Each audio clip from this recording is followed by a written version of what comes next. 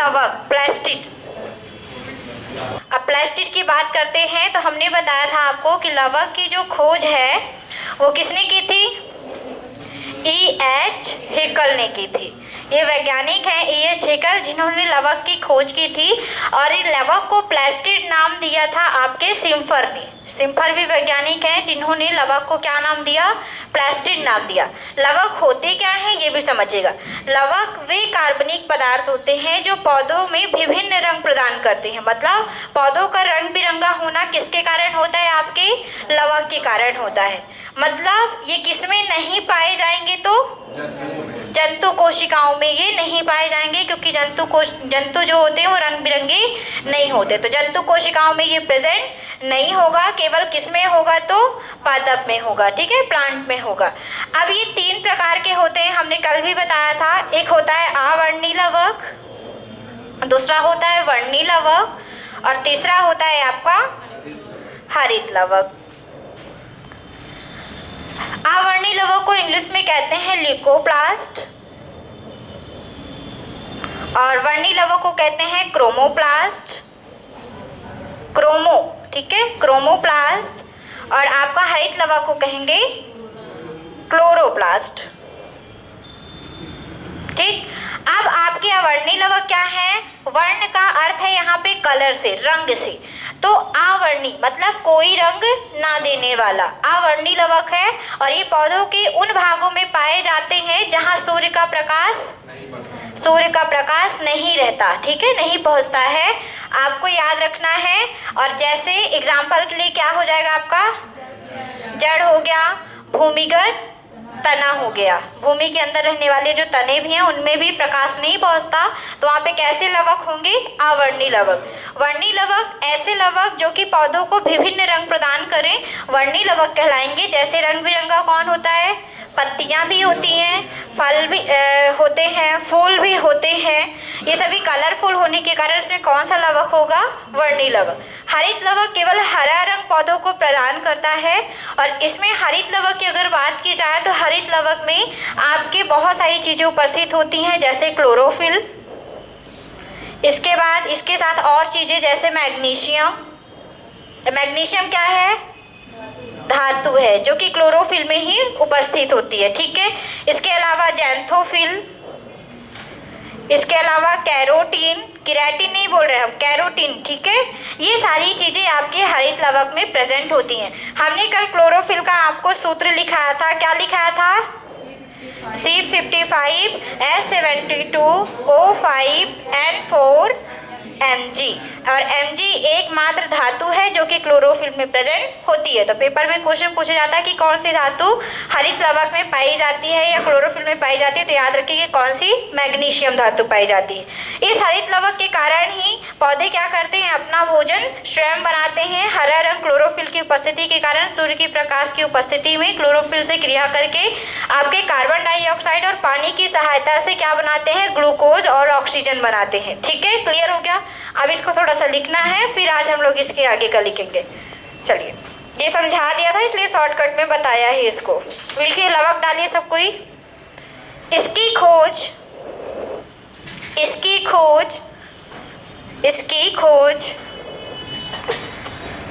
सन 1865 में, इसकी खोज सन 1865 में E.H. हेकल ने की थी। इसकी खोज सन 1865 में E.H. हेकल ने की थी, E.H. हेकल ने की थी तथा इसे प्लास्टिड ये लिखा है, तथा इसे प्लास्टिड नाम सिम्फर ने दिया था, तथा इसे प्लास्टिड नाम सिम्फर ने दिया था, प्लास्टिड नाम सिम्फर ने दिया था। लिखेंगे अगली लाइन से, ऐसे कार्बनिक पदार्थ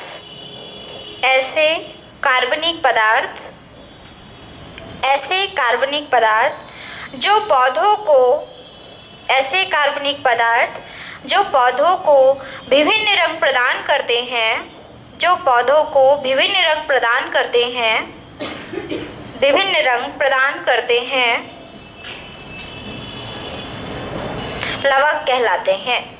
ऐसे कार्बनिक पदार्थ जो पौधों को विभिन्न रंग प्रदान करते हैं लवक कहलाते हैं।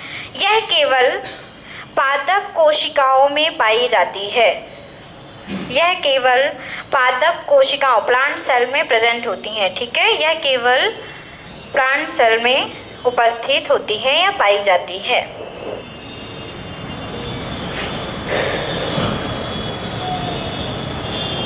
युगलीना को छोड़कर साइड में लिखिएगा युगलीना।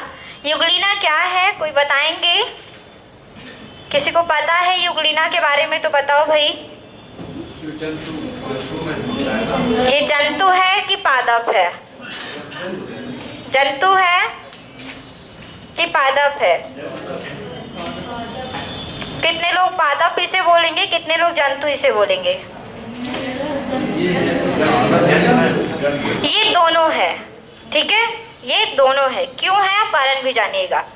युगलीना जो है, युगलीना को पादप एवं जंतु के बीच की कड़ी संयोजक कड़ी बोला जाता है। ठीक है, जंतु एवं पादप दोनों के बीच की संयोजक कड़ी बोला जाता है। क्यों बोला जाता है ये भी समझिएगा।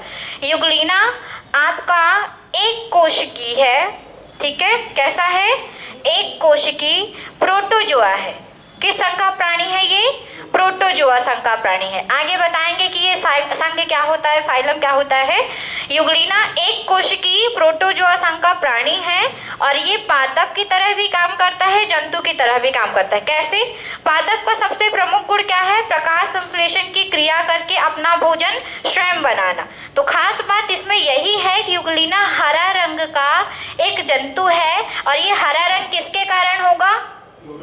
क्लोरोफिल। और जिस भी प्राणी में क्लोरोफिल उपस्थित होगा वो क्या करेगा? सूर्य के प्रकाश की उपस्थिति में प्रकाश संश्लेषण की क्रिया करके अपना भोजन स्वयं बना लेगा। तो जब युगलीना प्रकाश के संपर्क में आता है तो प्रकाश संश्लेषण की क्रिया करके अपना भोजन स्वयं बना लेता है। लेकिन जब प्रकाश नहीं होता है उस टाइम पे दूसरे जीवों पर आश्रित होकर अपना भोजन प्राप्त करता है। तो जंतु तो होते ही हैं दूसरों पे आश्रित, परपोषी होते हैं, लेकिन पादप क्या होते हैं? स्वपोषी होते हैं। अब दोनों की भांति काम करने के कारण इसे हम क्या कहेंगे? पादप एवं जंतु की संयोजक कड़ी। जैसे हमने एक और बताया रहा होगा ना, आपको एक दिन बताया था विषाणु के बारे में। विषाणु सजीव और निर्जीव की कड़ी होती है। ऐसे पादप और जंतु के बीच की कड़ी किसको कहेंगे? युगलीना। तो साइड में लिख लिया है युगलीना को छोड़ के, थोड़ा सा युगलीना के बारे में लिख लीजिए। युगलीना वहीं पे डाल के थोड़ा सा लिख लो। अब बता दिया है तो थोड़ा सा लिखा दे, पेपर में पूछा भी जाता है। ठीक है, युगलीना डाल के लिखिएगा। युगलीना लिखेंगे इसमें, युगलीना क्लोरोफिल युक्त युगलीना क्लोरोफिल युक्त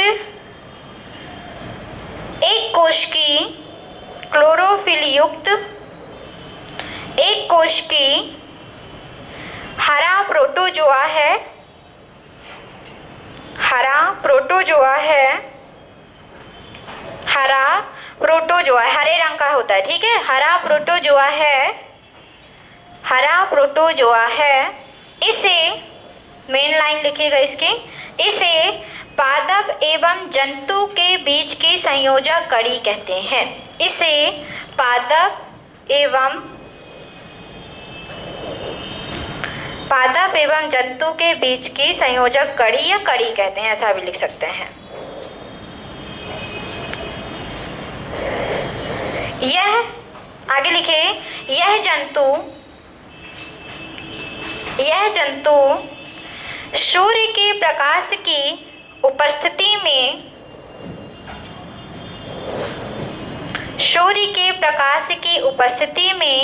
स्वपोषी, सबको जानते हैं ना स्वपोषी क्या होता है? जो अपना भोजन स्वयं बनाते हैं स्वपोषी कहलाते हैं। ठीक है, स्वपोषी तथा सूर्य के प्रकाश की अनुपस्थिति में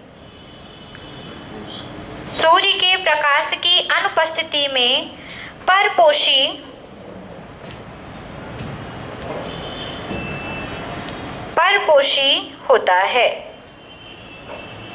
परपोषी होता है।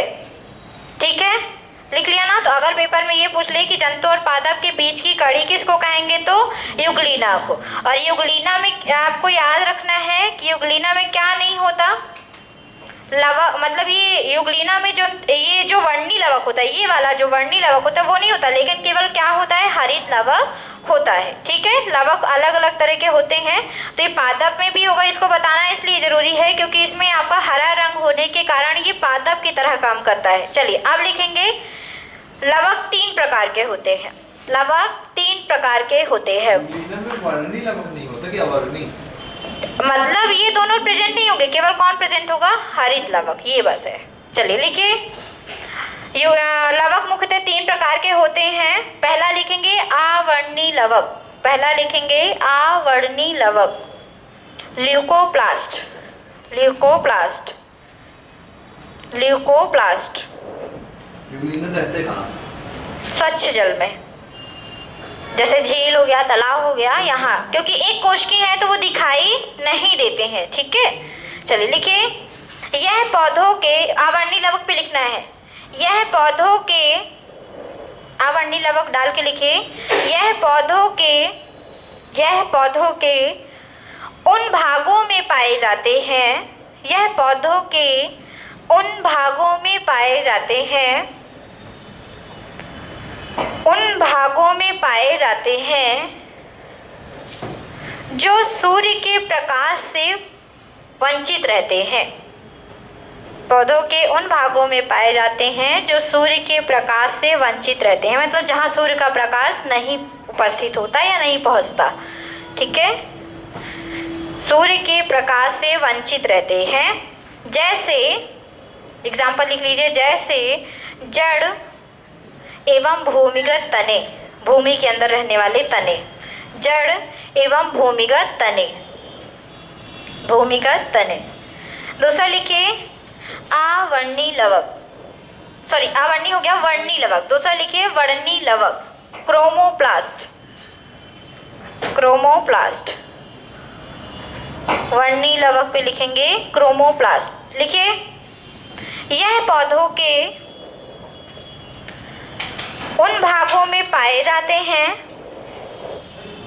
यह पौधों के उन भागों में पाए जाते हैं जहाँ सूर्य का प्रकाश, वर्णी लवक पे लिखना है, यह पौधों के, यह पौधों के उन भागों में पाए जाते हैं जहाँ सूर्य का प्रकाश पहुँचता है या होता है। ठीक है, सूर्य का प्रकाश पहुँचता है, सूर्य का प्रकाश पहुँचता है तथा यह पौधों को विभिन्न रंग प्रदान करते हैं, तथा यह पौधों को विभिन्न रंग प्रदान करते हैं, यह पौधों को विभिन्न रंग प्रदान करते हैं।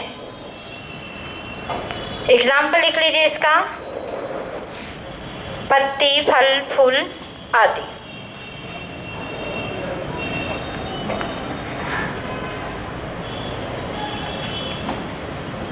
चलिए अब लिखिए हरित लवक, क्लोरोप्लास्ट, क्लोरोप्लास्ट, क्लोरोप्लास्ट,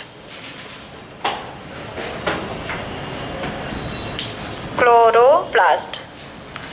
लिखिए इसमें, यह पौधों को हरा रंग प्रदान करते हैं, हरित लवक पे लिखिए, यह पौधों को हरा रंग प्रदान करते हैं, यह पौधों को हरा रंग प्रदान करते हैं, हरा रंग प्रदान करते हैं। इसकी उपस्थिति के कारण, इसके उपस्थिति के कारण पौधों में प्रकाश संश्लेषण की क्रिया संपन्न होती है। इसकी उपस्थिति के कारण पौधों में प्रकाश संश्लेषण की क्रिया संपन्न होती है। प्रकाश संश्लेषण, फोटोसिंथेसिस। ठीक है, प्रकाश संश्लेषण की क्रिया संपन्न होती है। इसलिए अब इसका मेन फैक्ट लिखना है आपको, इसलिए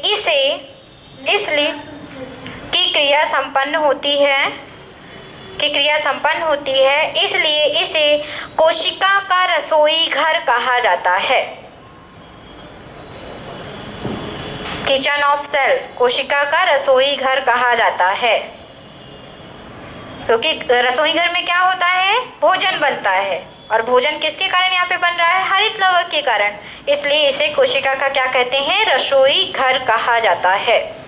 चलिए लिखिए अब आगे, कुछ प्रमुख लवक, कुछ प्रमुख लवक। अब मैं कुछ इम्पॉर्टेंट लवक लिख रही हूँ जो आपके पेपर में पूछे जाते हैं, पूछे गए हैं, तो उसको आपको अपनी कॉपी पे नोट करना है।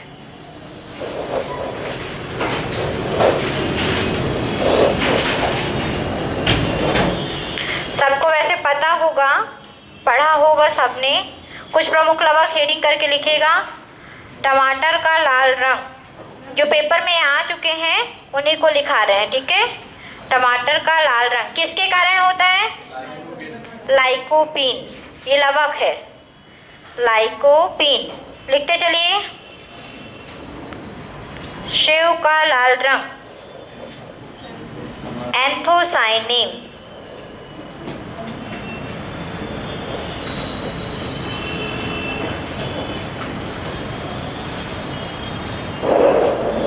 गुलाब का लाल रंग,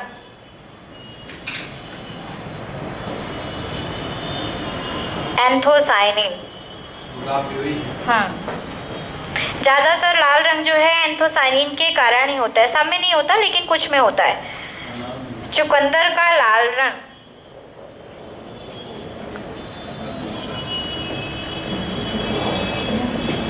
बीटानिन,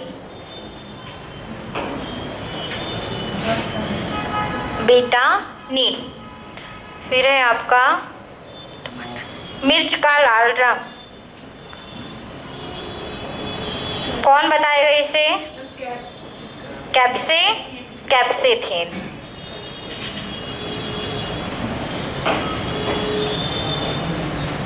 कैप्सेथिन। आगे लिखिएगा, हल्दी का पीला रंग, कुरकुमिन। ये पेपर में आ चुका है हल्दी का पीला रंग, ठीक है, तो याद रखिएगा, कुरकुमिन। पत्तियों का पीला रंग, पत्तियां पीली पीली हो जाती है ना, पत्तियों का पीला रंग, जैंथोफिल,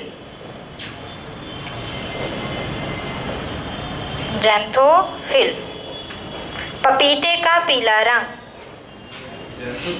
हाँ जैंथोफिल लिखा है वो, पपीते का पीला रंग। कहाँ पे नहीं समझ में आ रहा है, कैप्सेथिन लिखा है वो, मिर्च का लाल रंग, हल्दी का पीला रंग कुरकुमिन, पत्तियों का पीला रंग जैंथोफिल, पपीते का पीला रंग, कौन बताएगा इसे, बहुत बड़ा सा है, क्वेरिक बेंजिनथम, क्वेरिक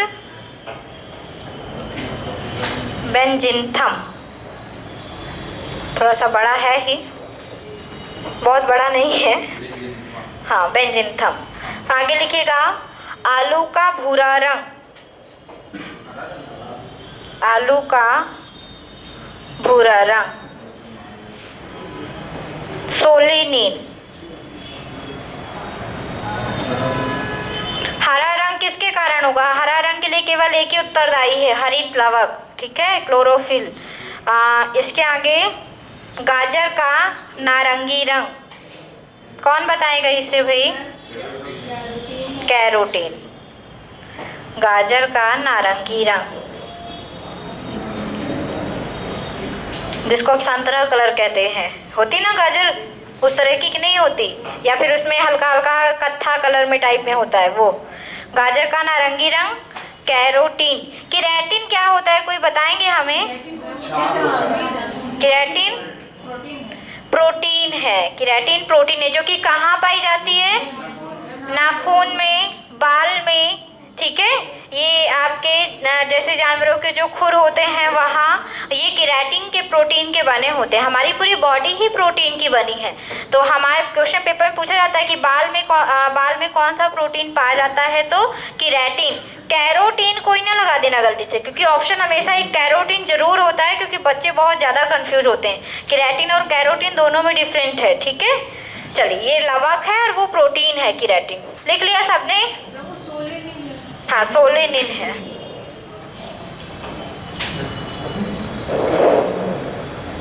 हो गया सबका? केंद्रक और केंद्रिका बता दें, फिर एक अच्छी चीज़ पढ़ाते हैं जिसमें मज़ा आएगा। मुझे आता है इसलिए मैं सोच रही हूँ कि आप लोगों को भी आएगा। चलिए, हो गया सबका? बहुत आराम से लिख रहे हो, क्या बात है।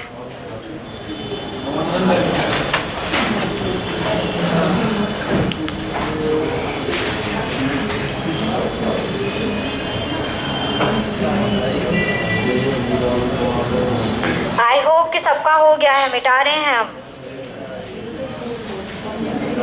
चलो, बगल वाले से लिख लेना जिसका नहीं लिखा होगा। हेडिंग कर लीजिए सब कोई, केंद्रक। हाँ, इसी का है ना, केंद्रक तो इसी में है। केंद्रक, केंद्रिका, कोशिका में बताया था ना, कोशिका की संरचना में ये केंद्रक होगा, उसके अंदर भी एक छोटी सी संरचना है जिसको हम केंद्रिका कहते हैं, ठीक है। तो पहला डाल लीजिए केंद्रक। अभी केवल समझना है, ठीक है, अभी लिखना नहीं है। अब हेडिंग कर लीजिए, बस हो गया, केंद्रक।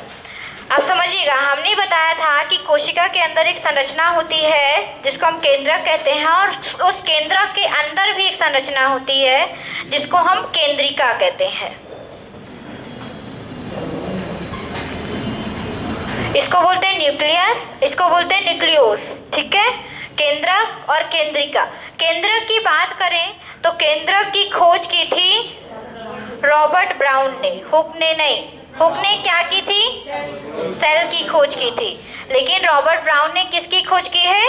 केंद्रक की खोज की थी, ठीक। अब ये जो केंद्रक है हमारे कोशिका का सबसे महत्वपूर्ण पार्ट है, क्योंकि जो केंद्रक होता है पूरी कोशिका पर कंट्रोल करता है, ठीक है। पूरी कोशिका को कंट्रोल करने का काम, जैसे हमारी पूरी बॉडी को कौन कंट्रोल करता है? माइंड, मस्तिष्क, है ना। सबको पता है कि अगर हमारा मस्तिष्क हमारी बॉडी को कंट्रोल ना करे तो हम कुछ भी हरकतें, अगर हाथ को कंट्रोल ना करे, अगर यहाँ से कंट्रोलर हाथ से छूटे तो आपका हाथ कुछ भी करता रहेगा, आपको पता नहीं चलेगा, ठीक है। लेकिन आपका कंट्रोल आपकी बॉडी पर है। जो भी आप करेंगे आप सोच समझ के करेंगे, क्योंकि कंट्रोल किसका है? मस्तिष्क का। सेम ऐसा ही कि कोशिका कुछ भी नहीं कर सकती, उसका पूरा कंट्रोल कौन करता है? केंद्रक करता है। इसलिए इसे कोशिका का मस्तिष्क भी कहते हैं। कोशिका का मस्तिष्क, ब्रेन।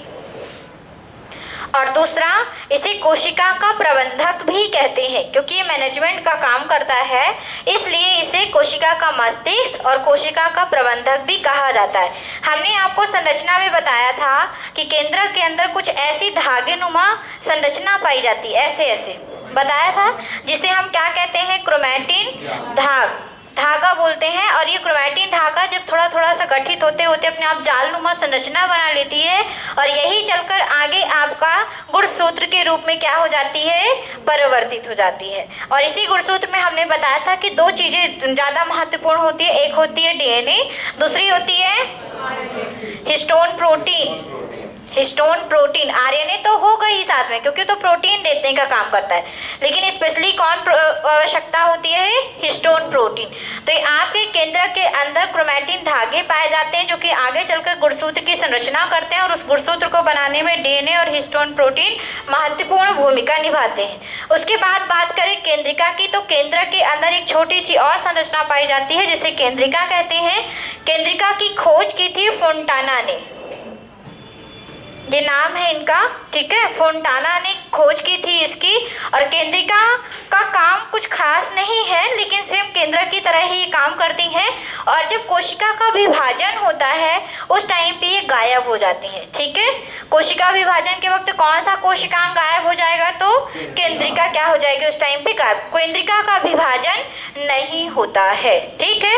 चलिए लिखिए, थोड़ा सा इसमें थोड़ा सा ही लिखने के लिए है, फिर मेन पॉइंट पे आते हैं। लिखिए केंद्रक, न्यूक्लियस डाल के। केंद्रक की खोज केंद्रक की खोज रॉबर्ट ब्राउन ने सन 1831 में की थी। केंद्रक की खोज सन 1831 में रॉबर्ट ब्राउन ने सन 1831 में की थी। हाँ, प्रत्येक जीवित कोशिका में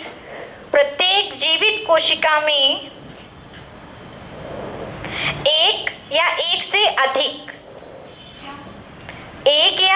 अधिक प्रत्येक जीवित कोशिका में एक, वैसे तो एक ही पाया जाता है केंद्रक, लेकिन कुछ जीव ऐसे हैं जिसमें दो या मतलब एक से अधिक भी केंद्रक उपस्थित हो जाते हैं। तो लिखेंगे प्रत्येक जीवित कोशिका में एक या एक से अधिक केंद्रक पाए जाते हैं। एक या एक से अधिक केंद्रक पाए जाते हैं। केंद्रक, आगे लिखिए, केंद्रक कोशिका में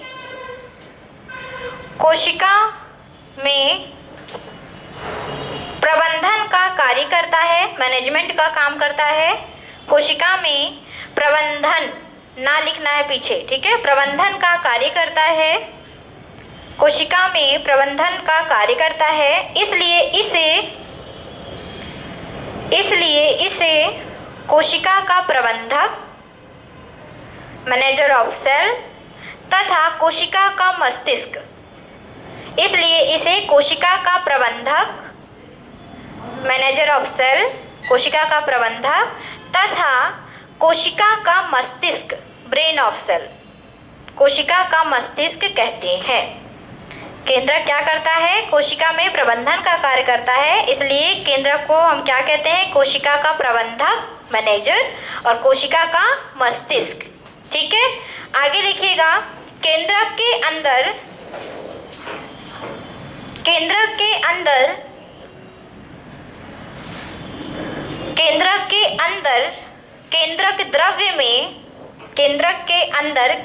द्रव्य में इसके अंदर भी द्रव्य पाया जाता है। ठीक है, केंद्रक द्रव्य में महीन धागों की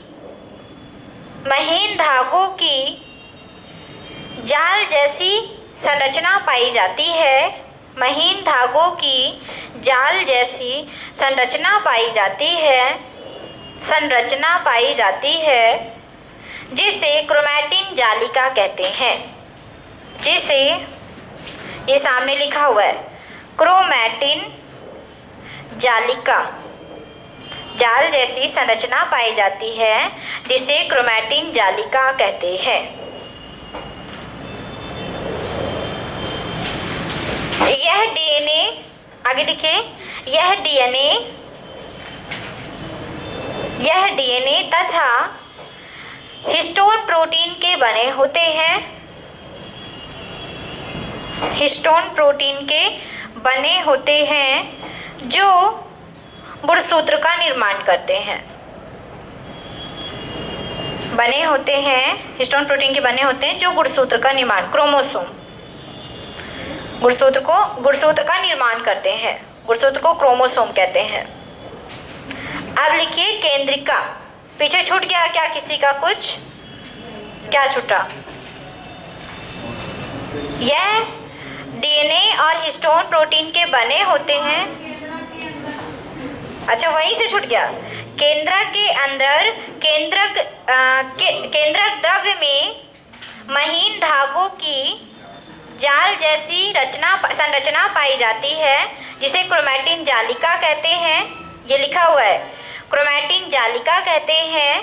यह डीएनए और हिस्टोन प्रोटीन के बने होते हैं। यह डीएनए और हिस्टोन प्रोटीन के बने होते हैं जो गुणसूत्र का निर्माण करते हैं। ठीक है, अब लिखिए केंद्रिका। किसको? केंद्रिका को बोलते हैं न्यूक्लियोस। ये लिखा हुआ है, और इसको बोलते हैं न्यूक्लियस। न्यूक्लियस यूएस होगा लास्ट में। ठीक है, हाँ चलिए अब लिखिए, इसमें है OUS और उसमें है US। इसको अच्छे से लिख देता है, EOUS। चलिए लिखिए, इसमें इसकी खोज सर्वप्रथम फोंटाना ने, गलत नाम नहीं लिखिएगा, इसकी खोज सर्वप्रथम फोंटाना ने 1774 में की। इसकी खोज सर्वप्रथम फोंटाना ने सन 1774 में की। केंद्रिका की बोल रहे हैं ना, केंद्रिका में लिखना है। तो इसकी खोज सर्वप्रथम फोंटाना ने सन 1774 में की तथा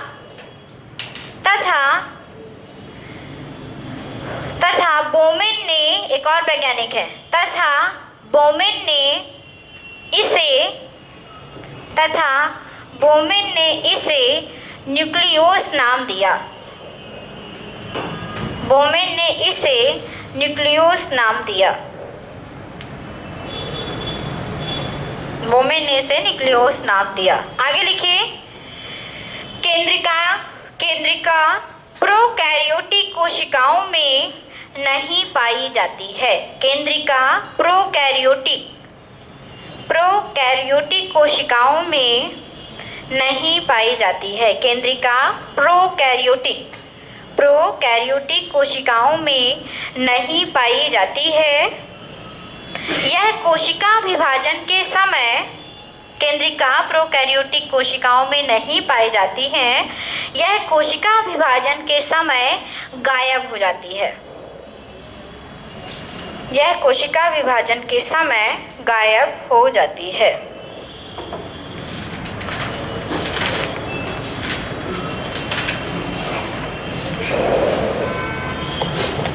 चलिए अब लिख लीजिए सेल डिवीजन, हेडिंग कर लीजिए सेल डिवीजन। ये खत्म ही हो जाएगा, फिर कल हम लोग पढ़ेंगे गुणसूत्र, ठीक है, आनुवांशिकता।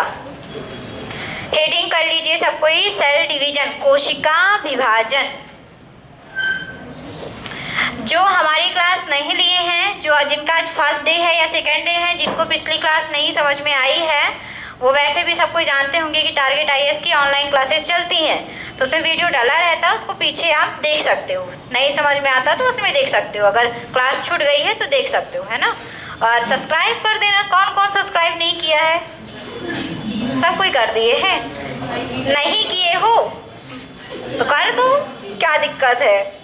तो बड़े शौक के साथ टारगेट में बैठ के हाथ उठा रहे हो है ना, तो उसको देखिए आपका एक फर्ज बनता है। अगर आप यहाँ के सदस्य बन चुके हैं तो यहाँ जो भी होता है उसमें गलत के अलावा सब में साथ देना आपका ज़रूरी है ना। गलत तो वैसे भी कुछ नहीं हो सकता, मैं होने भी नहीं दूंगी, मैं नहीं हूँ गलत के साथ, तो इसलिए बोल रही हूँ कि उसको सब्सक्राइब करिए। जिसको नहीं मतलब जिसको नहीं समझ में आया है या फिर जिन्होंने क्लास पिछले नहीं ली है तो पीछे की वीडियो देखिए। वह तो ऑलरेडी आप अगर आप क्लास में रोज आते हो तो आपको वीडियो देखने की जरूरत वैसे भी नहीं है, ठीक है। क्योंकि क्लास में जितना समझ में मुझे लगता है कि क्लास में मेरे सामने आमने सामने बैठ के जितना समझ में आएगा उतना वीडियो देखने में समझ में नहीं आता। क्या आता है? फ़ोन से पढ़ने में मज़ा कम आता है सामने, इसीलिए तो कोचिंग आते हैं ना। नहीं तो सब वैसे भी इतनी बड़ी बड़ी कोचिंग चलती हैं मोबाइल में, तो सभी ना पढ़ रहे हैं। आजकल के बच्चे पढ़ते तो ऑनलाइन क्लासेस, सो रहे हैं, मोबाइल चालू है, तो ऐसा वाला थोड़ी ना है। आप भी ऐसे करोगे, मोबाइल चालू करके मैडम की वीडियो और ऐसे रख दो कि साइड में सुन लेते हैं, पता चले सो गए, सुन क्या रहे हैं, है ना। चलिए डाल लीजिए सबको ही सेल डिवीजन, कोशिका विभाजन।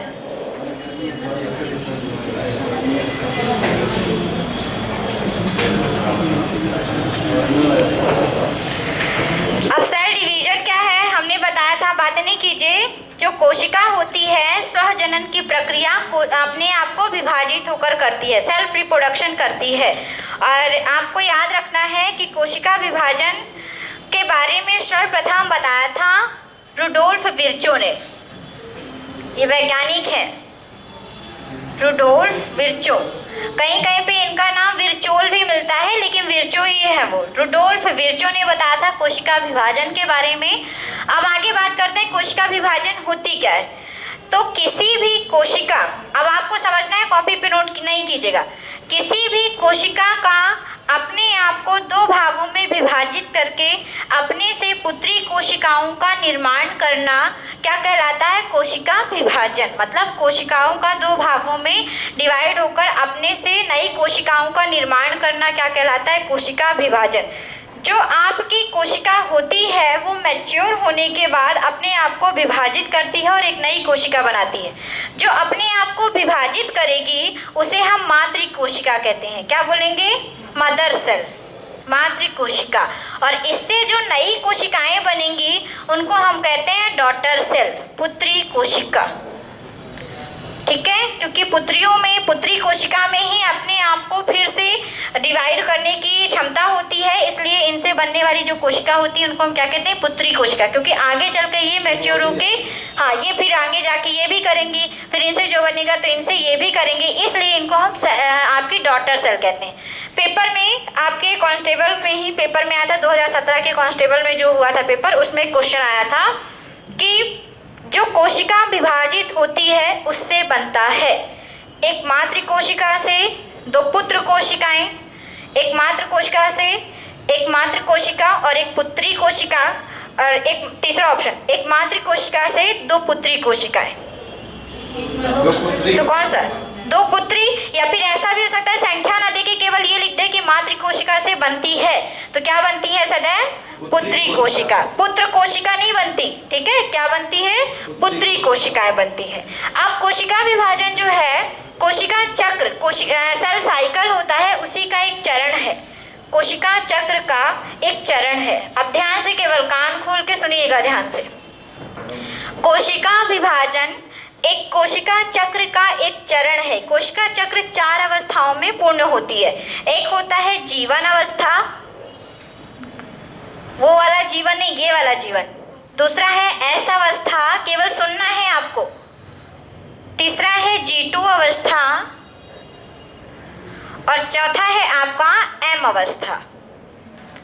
ये किसकी अवस्थाएं हम बता रहे हैं? कोशिका चक्र की, ठीक है?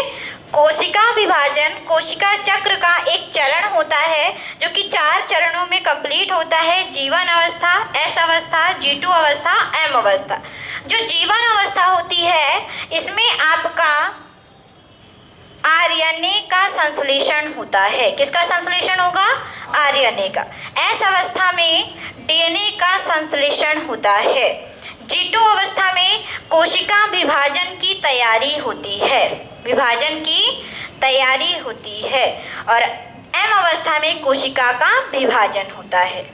पेपर में क्वेश्चन आ चुका है, इसलिए याद रखिएगा कि जीवन अवस्था, कोशिका चक्र की जीवन अवस्था में किसका संश्लेषण होगा? आरएनए का। एस अवस्था में डीएनए का।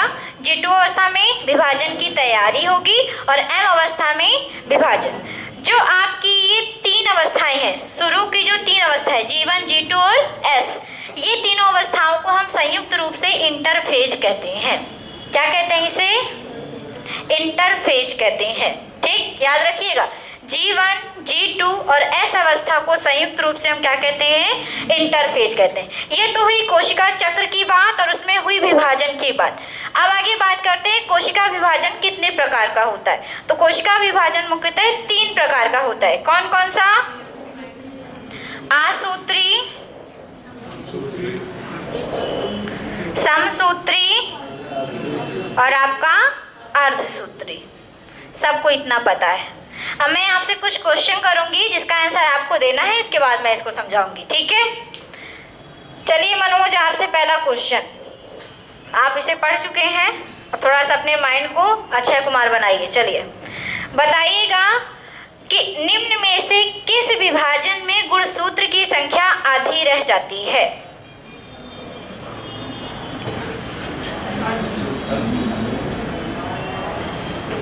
बताओ, 3 ऑप्शन है आपके पास। निम्न में से किस विभाजन में गुणसूत्र की संख्या आधी रह जाती है? मतलब मातृ कोशिका की आधी रह जाती है। तुक्का लगाओ सब कोई। अर्धसूत्री आंसर सही है, ठीक है? तुक्का नहीं है, ये आंसर ही सही है। अच्छा, एक लास्ट क्वेश्चन, मनोज से ही आंसर लेना है हमको, ठीक है? कोई और नहीं बताएंगे। अब मनोज बताइए, निम्न में से किस विभाजन द्वारा जो चोट लगती है वो घाव, चोट लगने के कारण जो घाव बनते हैं वो भर जाते हैं? किस विभाजन के कारण? कोई नहीं बोलेंगे। बताइए, निम्न में से किस विभाजन के द्वारा जो घाव होते हैं वो भर जाते हैं। क्या हुआ? क्लियर नहीं है? तुक्का लगा दो। हमको तो नहीं आता, तुम तुक्का ही लगाते हैं वैसे भी।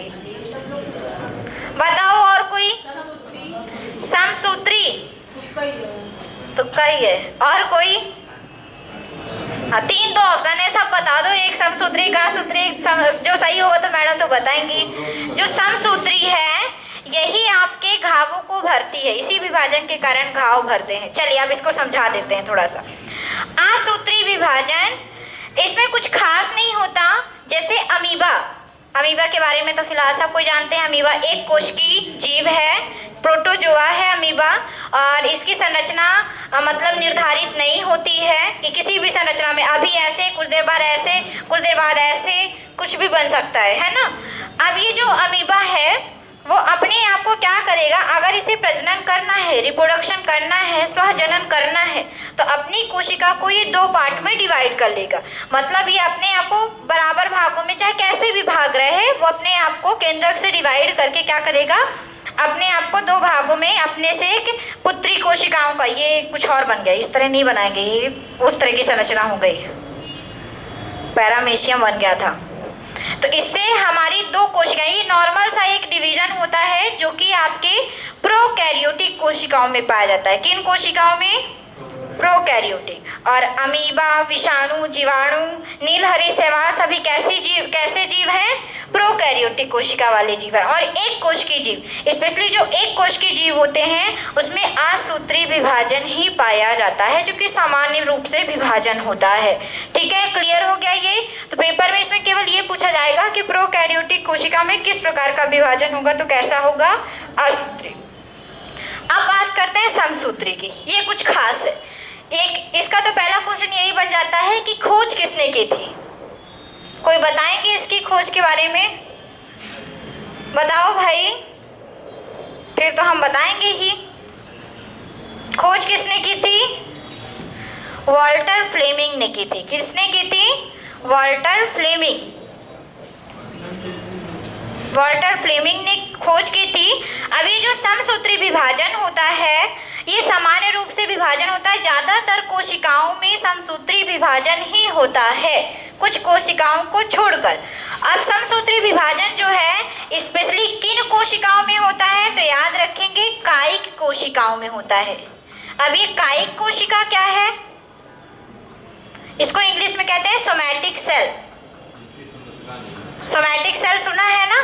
सोमैटिक सेल में होता है। कायिक कोशिका का मतलब आपकी ऐसी कोशिकाएं जो बाह्य भाग और अंतर भाग में शरीर में पाई जाती हैं। जैसे हमारी जो स्किन है यहाँ पे उपस्थित होती है सोमैटिक सेल। हमारे शरीर के अंदर जो उपस्थित अंग है, पाचन अंग है, आपके उत्सर्जन अंग है, ये सभी किसके बने होते हैं? कायिक कोशिकाओं के। क्योंकि अंतः चोट लगेगी तो भी किस विभाजन के कारण होगा? भरेगा समसूत्री विभाजन। स्किन पे चोट लगेगी तो भी किस विभाजन के कारण भरेगा? समसूत्री विभाजन। और समसूत्री विभाजन किन कोशिकाओं में ज्यादातर होता है? कायिक कोशिका। तो याद रखेंगे कि जो समसूत्री विभाजन है स्पेशली सोमैटिक सेलों में होता है। शरीर में घावों का भरना, ठीक है, वो किसके कारण, किस विभाजन के कारण होता है? समसूत्री विभाजन के कारण होता है। क्लियर हो गया? अर्धसूत्री पे आते हैं। अर्धसूत्री की खोज की थी फॉर्मर तथा मूरे, भूरे नहीं, मूरे, ठीक है, मूरे ने की थी। ठीक, अर्धसूत्री की खोज, अर्धसूत्री विभाजन की खोज फॉर्मर तथा मूरे ने की थी। अर्धसूत्री की खास बात ये है, पेपर में हमेशा एक क्वेश्चन आता है कि लैंगिक जनन करने वाले जीवों में, सेक्सुअल रिप्रोडक्शन करने वाले जीवों में किस प्रकार का विभाजन होता है? तो याद रखें किस प्रकार का? अर्धसूत्री। अर्धसूत्री जो कोशिकाएं अर्धसूत्री जो विभाजन होता है वो फूलों में, क्योंकि पौधे का अगर ये पूछा जाए कि पौधे का प्रजनन अंग कौन सा है, तो प्रजनन कौन करता है? फूल करते हैं। आप लोगों ने पढ़ा होगा ना, स्वपरागण, परपरागण, है ना, कीटों के द्वारा जो ले जाया जाता है ना, परागकण।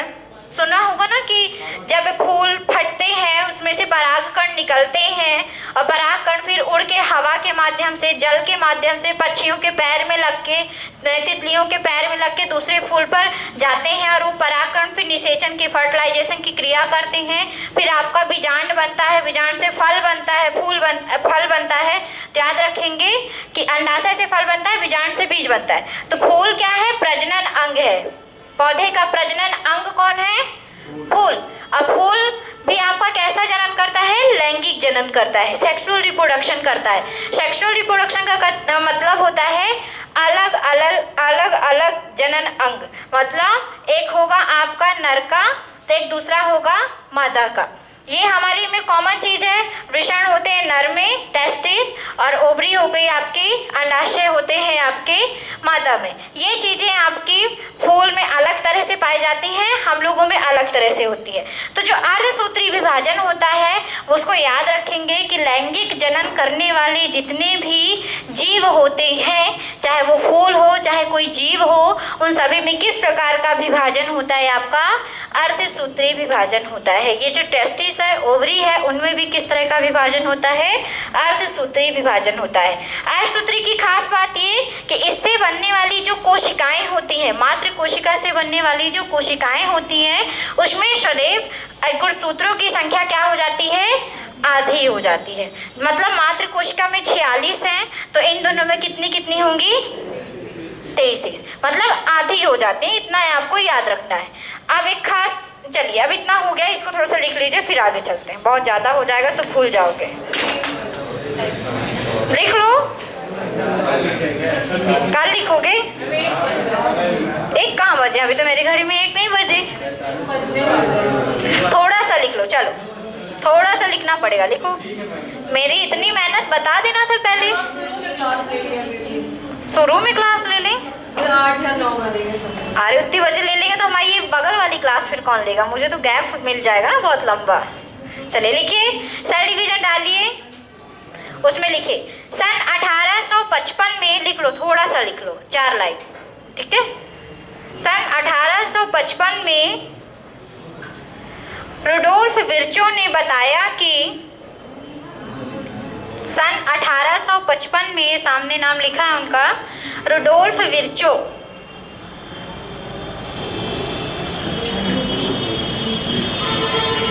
रुडोल्फ विर्चो ने बताया कि कोशिका का विभाजन होता है, कोशिका का विभाजन होता है। रुडोल्फ विर्चो ने बताया कि कोशिका का विभाजन होता है, कोशिका का विभाजन होता है। लिखिए आगे, मातृ कोशिकाओं से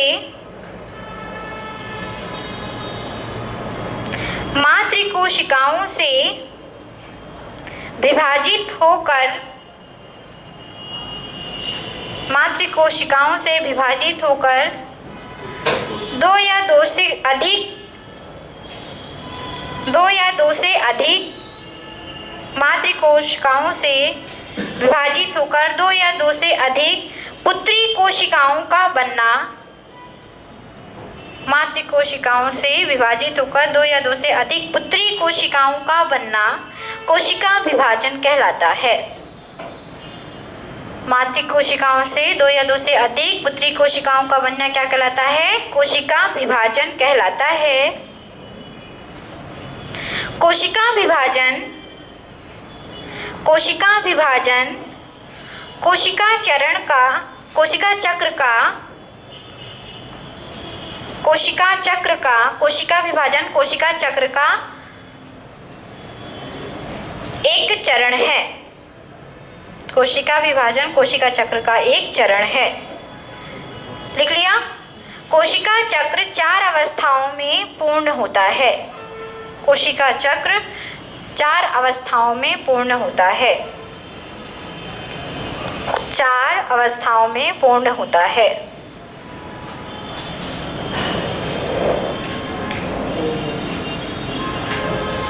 अवस्था चारों के नाम लिख लीजिए।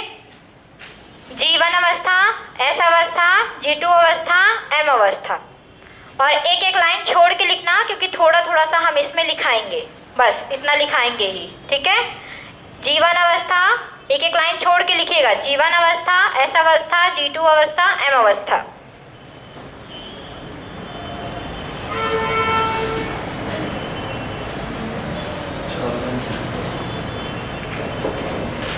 हो गया?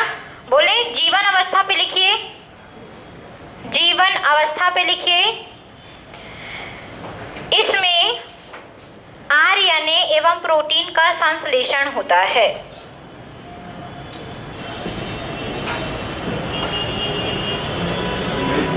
संश्लेषण होता है या निर्माण होता है, ये भी लिख सकते हो। आरएनए एवं प्रोटीन का संश्लेषण होता है।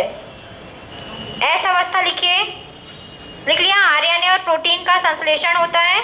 एस अवस्था पे लिखिए, इसमें डीएनए का संश्लेषण होता है।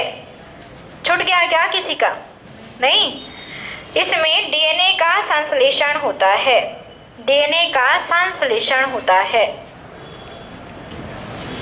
G2 पे लिखिए, G2 पे लिखिए, थर्ड नंबर G2 अवस्था पे। इसमें कोशिका विभाजन की तैयारी होती है। ये याद करना है क्योंकि पेपर में आ चुका है। कोशिका विभाजन की तैयारी होती है। अब लास्ट लिखिए M अवस्था, इसमें कोशिका का विभाजन होता है। ठीक, मैं आपको ये सेल डिवीजन चाहती तो बहुत डिस्क्राइब कर सकती थी, लेकिन कोई मतलब नहीं डिस्क्राइब करने से, क्योंकि आपके पेपर में डिस्क्राइब करने के लिए नहीं आएगा, है ना। आपको यहाँ पे फैक्ट याद करना है और ये अंदर की चीज़ें, इसलिए इसको याद कीजिएगा क्योंकि पेपर में यहाँ से क्वेश्चन आते हैं।